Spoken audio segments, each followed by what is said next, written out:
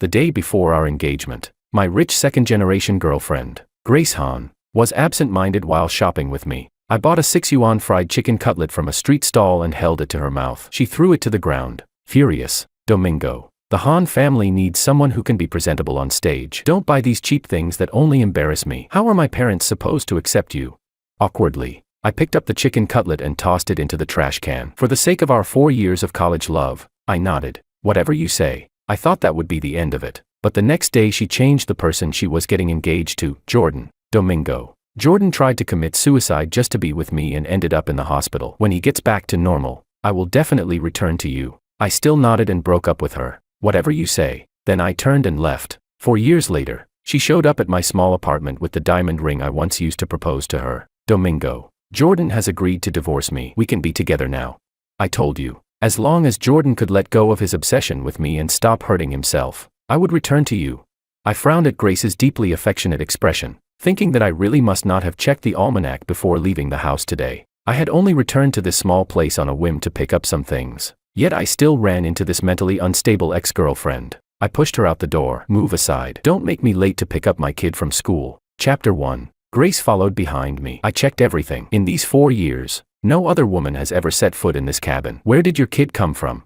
I know you're angry. I'll take you home with me right now. Even though your family is poor and relies on raising chickens to get by, I've already convinced my parents they won't look down on you anymore. I turned my head and frowned at her. I told you. My family raises chickens across several whole mountains. Grace scoffed. That's still chicken raising. Don't you dare mention that in front of my parents. It's way too low class. Forget it. There's no way to reason with a spoiled rich second-generation princess like her. She has no idea how valuable naturally raised, free-range organic chickens over entire mountains are. We became wealthy from that long ago. I quickened my pace. If I didn't hurry, I'd be late picking up my son from school. Grace Han trailed after me. I can take you back to the Han house right now. The villa is big. Even though Jordan hasn't moved out yet, it's big enough for you too. But you need to be polite to him. He's sensitive. Be patient with him. Don't trigger him. What the hell? I stared at Grace in shock. You haven't even divorced yet, and you're out here bothering me, and you want me to live with you and your current husband.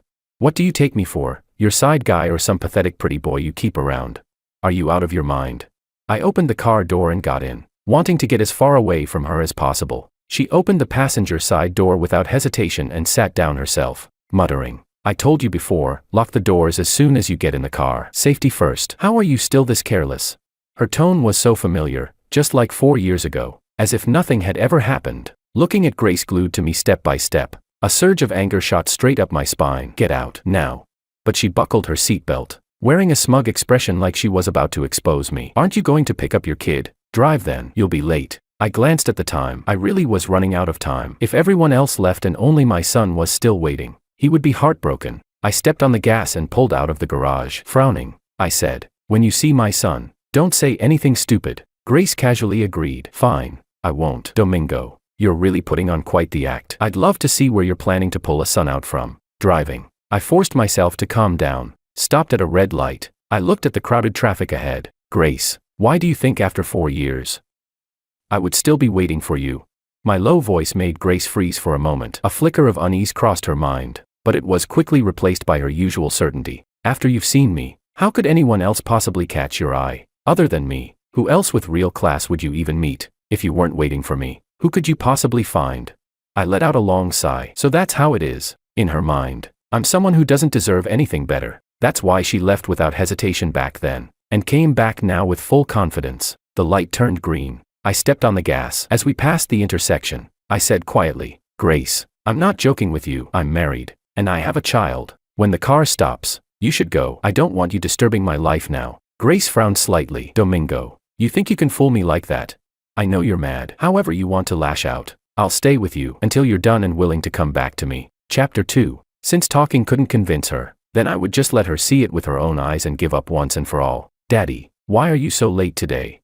My son opened his arms and ran to me with a sweet smile. Daddy went back to the old home to pick up some things today and made you wait. How about Daddy makes it up to you by taking you to eat some fries later?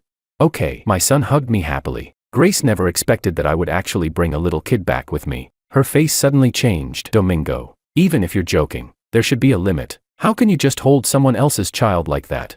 If this gets serious, it's called child abduction. You could go to jail, you know. Hurry up and send him back. Grace angrily grabbed my son's arm, trying to take him away. I quickly slapped her hand away and pulled my son into my arms. What are you doing? The kindergarten teacher saw us and walked over. Ah, this must be Tom's mother. I've always only seen Tom's father. I've never met you before, finally meeting the mother now. Grace froze when she heard that and stared at me in shock. He's really your son? Of course. I was about to leave with my son, but she blocked me. She stared straight at the teacher. How old is this child now? He's 3 this year. 3. Grace looked at the child who was half a head taller than the other kids, then suddenly grabbed my hands tightly. Domingo. His age is fake, right? He should be 4. The child we had back then, he didn't die, right? You hit him, didn't you? I looked at her calmly. If that child were still alive back then, would you still have married Jordan?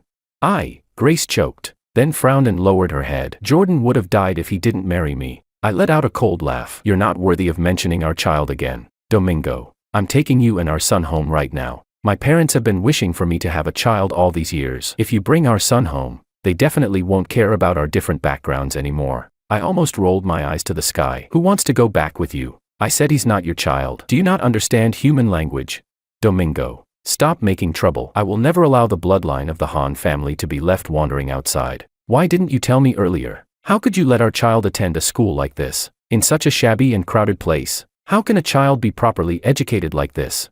I glanced at the kindergarten, then at Grace. This is a provincial model kindergarten that can directly advance a child into top primary, middle, and high schools. Do you even understand the value of a provincial top school? It's far better than that so-called noble school of yours where kids just waste time. I specifically had Sabine transfer my son here because I didn't want him picking up the arrogance and entitlement of those spoiled rich kids. I never expected Grace to look down on it like this. Honestly, I'm relieved I never married someone with such short-sighted vision. Stay away from us. You have nothing to do with this, I said coldly. If he's not my son, then whose could he be? Grace grabbed Teacher Wong. Tell me, the mother listed in the child's file. Who is it? Because I didn't want to reveal our identity. The mother field had never been filled in, so the teacher didn't know who the child's mother was. When Grace heard that the mother field was empty, she became even more convinced that the child was hers. Domingo, it hasn't been easy for you to raise our son alone all these years. You've been stubborn long enough. Come home with me. My son didn't understand why we were arguing. He only whispered softly in my ear, Daddy, aren't we going to eat fries? Grace reacted as if she had just heard something outrageous and suddenly exploded. Domingo, how could you let my son eat that kind of garbage food? You used to love those cheap fried chicken cutlets from roadside stalls, and now you're feeding my son things that are dirty and unhealthy. What if he gets sick? Can you take responsibility for that? He's the only heir of the Han family. I make fries at home using a nanny who cooks them especially for my little boy. How is that unhygienic? I ignored Grace Han and carried my son toward the car, but Grace blocked the car door. Don't sit in that broken car of yours. My son shouldn't be wronged like that. To avoid attracting attention, I deliberately chose a modest, ordinary-looking car. It wasn't luxurious, but the back seat had been completely remodeled to be the safest and most comfortable for my son. If Grace had even taken one glance inside the back seat just now, she would have noticed I had a child and that I protected him well. But she had never cared about anything of mine, not once. She simply pointed at her Mercedes and said, Domingo, stop pretending you're fine. Only I can give you and the child the best life. Just as she said that, Jordan walked over wearing a tailcoat, looking entirely out of place on this bustling street. He lifted his steps delicately in disgust, frowning slightly. Grace, didn't you go pick up Domingo? What are you doing here? After you're done, you still have to come with me to meet the mysterious new chairman of the Ning Corporation. Grace's expression softened the moment she saw him, and she spoke gently. I remember. Jordan, don't worry, I won't forget your matters. Domingo has a little situation to deal with here. I'll go with you afterward to meet Sabine. You're so handsome and charming. She'll definitely like you and agree to marry you, becoming Sabine Ning's husband. The Ning family is the #1 family in a city. They're much more powerful than our Han family. Jordan, you'll definitely be happy. I'll settle things quickly. Wait for me. All right. I froze for a moment when I heard their conversation. Were they talking about what I thought they were? Jordan supporting Grace in finding her ex-boyfriend, and Grace helping Jordan find a new partner. The key point is, this Sabine, don't tell me they're talking about my wife. Chapter 3. My expression grew complicated as I looked at Jordan. This guy really had it out for me. I mean, I'm just way too charming, Jordan said proudly. But when he turned around and saw me holding a child, he instantly let out a shriek. Domingo, this kid is. Grace panicked and rushed to explain. He's my son. Jordan, let me explain. It was as if Jordan had been struck by lightning. He suddenly clutched his chest dramatically. Grace, you had a child with him behind my back. You could have abandoned me back then. But why did you betray me? You never touched me all this time. Was it all because of this father and son? Seeing him look so hurt, Grace hurried to comfort him. Jordan, it's not what you think. It was before we got married. You know I had a premature baby with him. He was terrified of being poor and losing me, so he secretly hid the child to tie me to him. I only found out today. Jordan, don't lower yourself to her level, okay? Jordan pointed at me in anguish. Domingo, how shameless can you be? You actually hid Grace's child all these years. Do you even have a conscience? My son didn't understand the meaning behind his words, but he recognized Jordan was scolding me. He pointed a tiny finger at Jordan's nose and shouted fiercely, "You bad guy. Why are you yelling at Daddy? You're awful." Jordan immediately raised his hand to hit the child. I spun around with my son in one arm and caught his wrist midair. Try laying one finger on my son. Grace grabbed my arm. Domingo, let go of Jordan. He didn't mean it. It's your fault for hiding the child from him all this time. How could he not be angry? Grace could say whatever she wanted about me, but no one was allowed to touch my son. I released Jordan's wrist only to slap him across the face even harder. I glared coldly at Grace and warned, "Control your men. If he dares hurt my son again, I'll make him pay 1,000-fold. You hit me." Jordan shrieked. "I'm still the man of the Han family. Grace Han is the current general manager of the Han group. One move from her and you'd be crushed. Don't think having her son means anything. The Han family still won't accept you. Even if I leave, the next master of the Han family definitely won't be you." I let out a cold snort. Only Jordan cared about such things. Ha! What kind of stupid Han family master? A dog wouldn't even want that. You called me a dog. Jordan wrapped an arm around Grace's shoulder, glaring venomously at my son. "Grace, look at Domingo now. What can the kid possibly learn by staying with him? You need to take the child back to the Han family for proper upbringing." Grace frowned as she looked at me. "Jordan is right. Give me my son. I can give him the best life. Don't even think about it." Seeing the two of them about to make a move, I immediately grabbed my child and ran toward the kindergarten. While running, I took out my phone and called Sabine. "Sabine, someone is trying to take our son. I'm at the kindergarten entrance. Come right now. Bring people." Grace chased after us. "Domingo, he's also my son. He must return with me to the Han family." Chapter 4. The crowd surrounded the entrance of the kindergarten, everyone turning to look. Someone recognized Grace Han. "Isn't that President Han? The female CEO of Maple Leaf Group, and the man next to her must be her husband. I've seen him on the news. No wonder we've never seen the kid's mother. So he's an illegitimate child after all. President Han clearly has a husband, and this guy still insists on being the homewrecker. Shameless. People like them actually go to the same school as our kids. It's humiliating. Yeah, what if they set a bad example for our children? Teachers, expel them immediately. We can't let our kids go to school with people like that."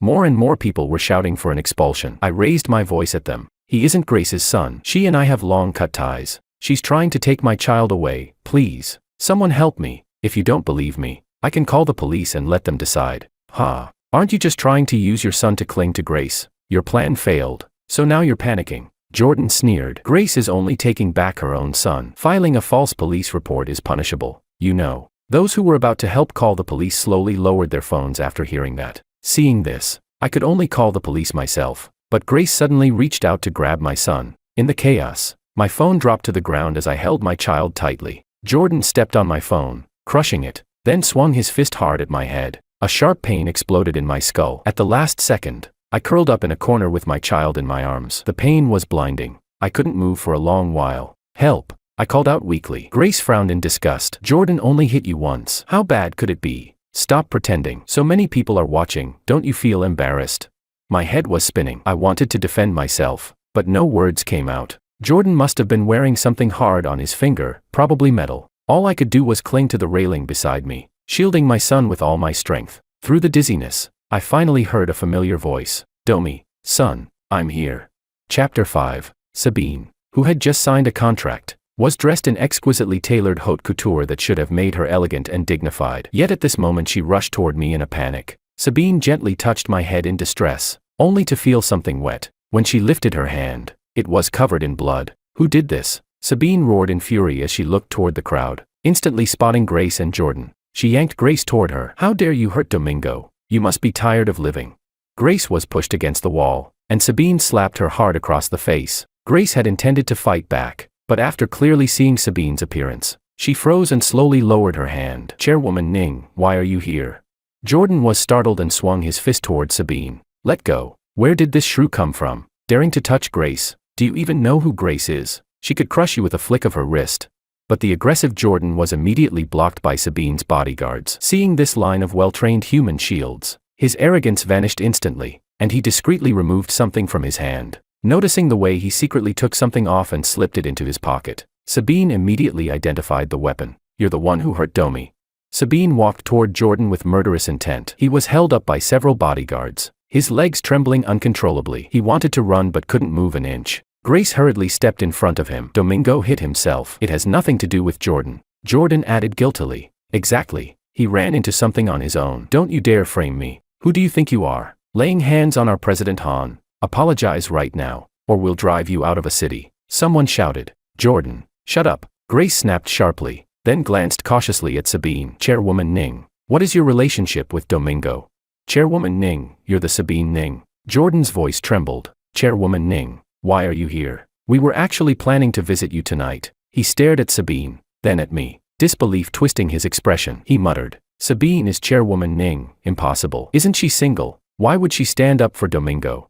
Jordan, as if grabbing onto a lifeline, immediately pointed at me. "Chairwoman Ning, you don't know yet, do you? This man's child belongs to Grace. He's a liar. Please don't fall for it."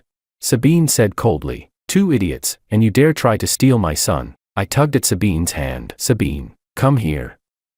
I can't hold on anymore." Sabine stopped bothering with them and, together with the bodyguards, hurriedly helped me and my son into the car. Sabine pointed at Jordan's pocket. "Take whatever he has in there and hand it over to the police. Charge him with intentional assault." Grace was still stunned. Seeing the bodyguards reaching for Jordan's pocket, she stepped forward to stop them, even though she didn't know what was wrong with what he had. But the bodyguards didn't care. They shoved her aside in just a couple of moves. Jordan's legs were shaking in fear. Many people had witnessed today's commotion, and quite a few had recorded it. They all saw him hit me. If the thing in his pocket were taken by Sabine, he would be finished. Jordan suddenly broke free and sprinted away. Grace jumped in surprise, but afraid he would get hurt, she ran after him. The bodyguards chased them. In the scuffle, a steel knuckle duster fell out of the bag. The crisp metallic clang echoed on the ground. Grace stood frozen in place. Chapter 6. Seeing my face grow paler and paler, Sabine couldn't care about anything else anymore. "Forget everything, head to the hospital first." With Sabine's order, the car sped away. Grace stared blankly at the blood-stained knuckle duster on the ground. "You used this to hit Domingo's head?"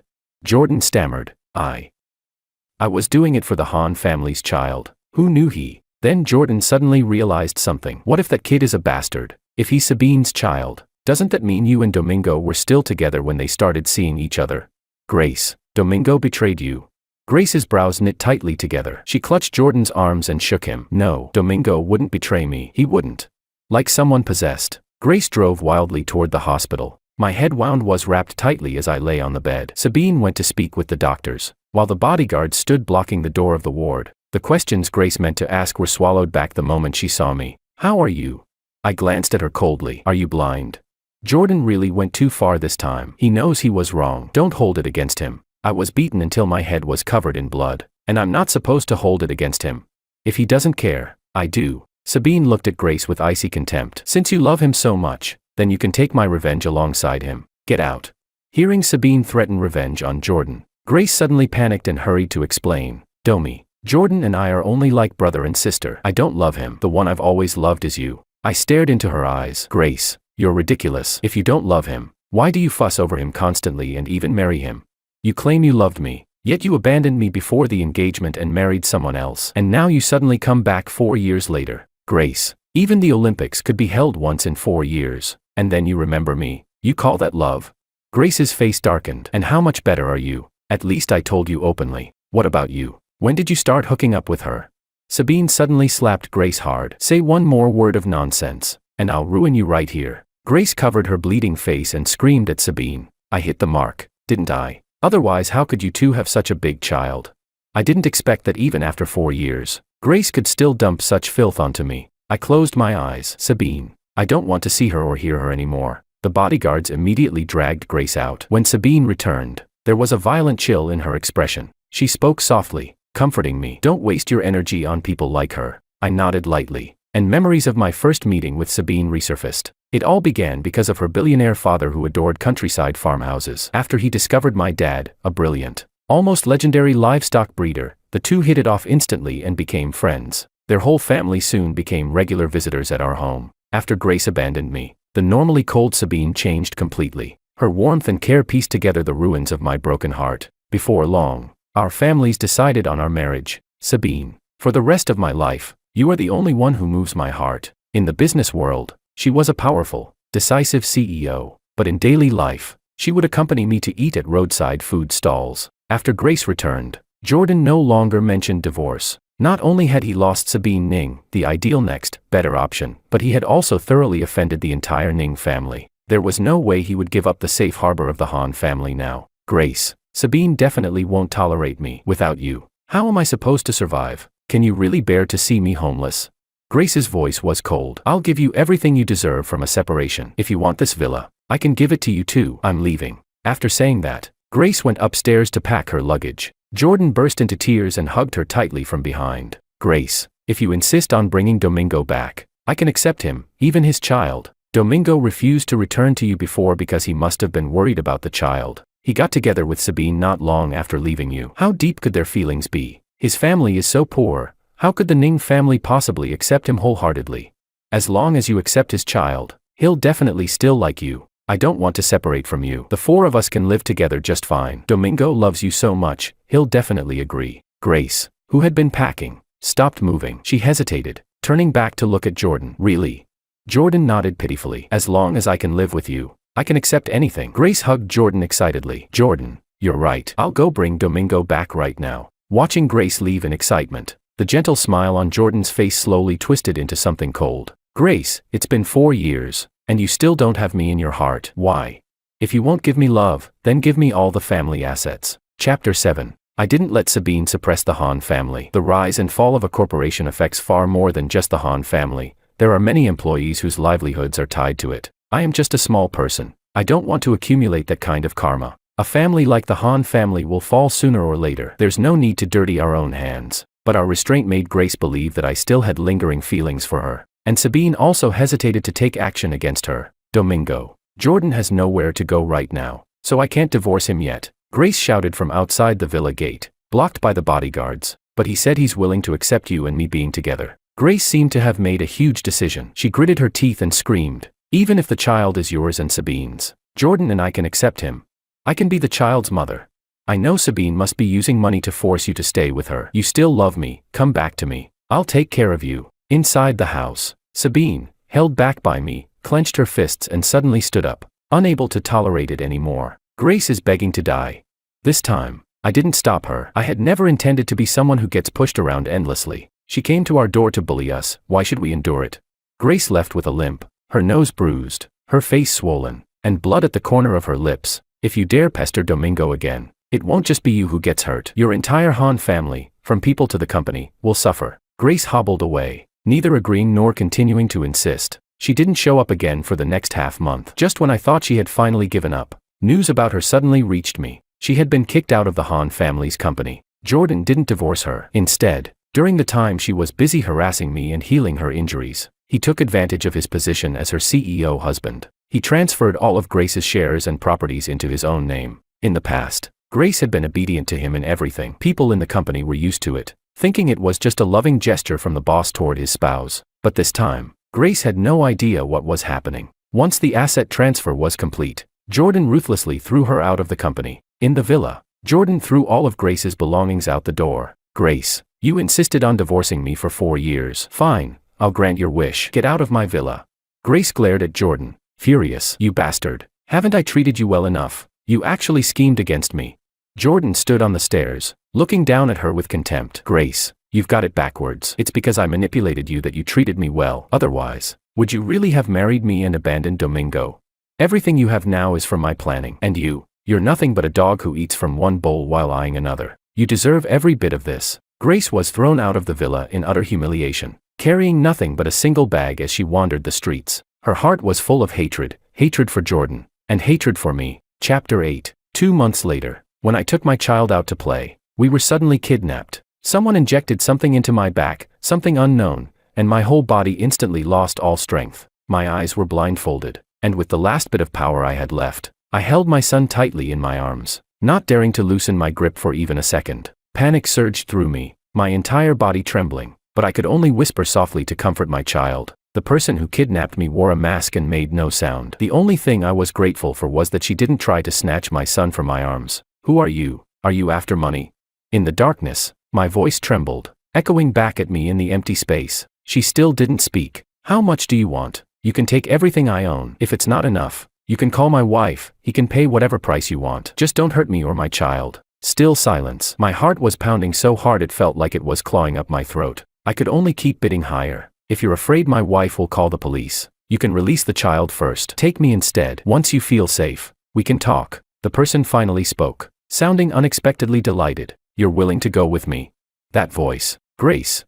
Yes. I knew Domi would recognize my voice. Grace gently removed the black cloth from my eyes. Once my eyes adjusted to the light, I immediately checked my child from head to toe before looking at Grace in shock. Grace was no longer the clean, sharp general manager she once was. Her white blouse had yellowed, the collar curled, her bangs covered her eyes, and she was pale and thin. What happened to you? Grace leaned her face close to mine. I shrank back in fright. Her bloodshot eyes stared at me, but she smiled. Domi, you still care about me. You still love me, don't you? What happened back then was all that bastard Jordan's scheme. He approached me on purpose, forced me to marry him. Everything was for my money. Domi, it was my fault back then. Give me another chance, please? I'll take you and your son away. We'll disappear together. Looking at Grace's twisted expression, I didn't dare make any sudden moves. Her mental state was clearly unstable. She grabbed my shoulders and shook me wildly. Domi, okay, please, we can live happily as a family. Will you? Yes, I will. I quickly shouted my agreement, and only then did she slowly calm down. Good, we'll leave now. Let's go. She began rummaging around the warehouse as if preparing things. My feet were locked to the chair with heavy chains. While she wasn't looking, I threw my necklace onto the ground and crushed it with my foot, activating the tracker inside. Sabine had prepared safety measures for me ahead of time. As long as I could keep Grace stable, Sabine would definitely find this place. Domi, let's go. Grace grabbed a bag and ran over excitedly, crouching down to unlock the chain around my legs. I was trying to figure out how to hide the tracker and stall for more time when a noise came from inside a metal box nearby. What was that? Grace frowned, her voice sharp. Ignore him. She pulled at me, trying to drag me away. Suspicious. I looked carefully at the metal box and noticed dried blood underneath it. Blood. I cried out in shock. Grace replied coldly. Still alive. Domi, he ruined our chance to get married. He deserves it. My whole body went cold, goosebumps rising all over my skin. Jordan is in there. What did you do to him? My voice was trembling uncontrollably, like a snapped thread. Grace was about to walk toward the metal box when a bullet suddenly hit her thigh, knocking her to the ground. I grabbed my child and ran as far as I could. Wife. Seeing Sabine again, I ran straight into her arms. The three of us held each other tightly, leaning against Sabine. All my strength finally drained away. Chapter 9. Grace was pinned to the ground by the police. My hands trembled as I pointed at the metal box. There's someone inside. The officer opened the box and gasped. It's Jordan, the men reported missing 2 days ago. He's still alive. Jordan had been tied inside the box, with multiple stab wounds all over his body, barely conscious. I covered my son's eyes, refusing to look again myself. Grace's hysterical screaming echoed in my ears. Why isn't he dead yet? The one who deserves to die the most is him. Domi, I avenged you. Did you see? Did you see? Sabine, let him go. Domingo is mine, mine. Sabine brought me and the child to the hospital for a full examination. Only after confirming we were unharmed did everyone finally relax. Her eyes were red, shaken to the core. She kept staring at me and the child without looking away, refusing to leave our side for even a second. When the three of us finally recovered from the crisis, we received the official police report explaining everything. After Jordan transferred all of Grace's shares and properties into his own name, he soon tried to liquidate them and planned to move elsewhere. Grace, thrown out and penniless, could never let Jordan go. She kept a close eye on him, waiting until he nearly finished cashing out. Then Grace kidnapped him, stole back all the assets, and stabbed him. She had intended to kill him to avoid being caught. She had planned to flee far away, and before she ran, she kidnapped me and my child. She wanted to take us with her. After hearing all this, cold sweat drenched my back. Sabine hugged me tightly. Don't be afraid. Jordan is now in a vegetative state. As for Grace, she'll spend the rest of her life in prison. She'll never hurt us again. Sabine held my hand as we stepped outside. Bathed in sunlight, feeling the warmth of her palm and the warmth of the sun, my body gradually thawed. It's all over.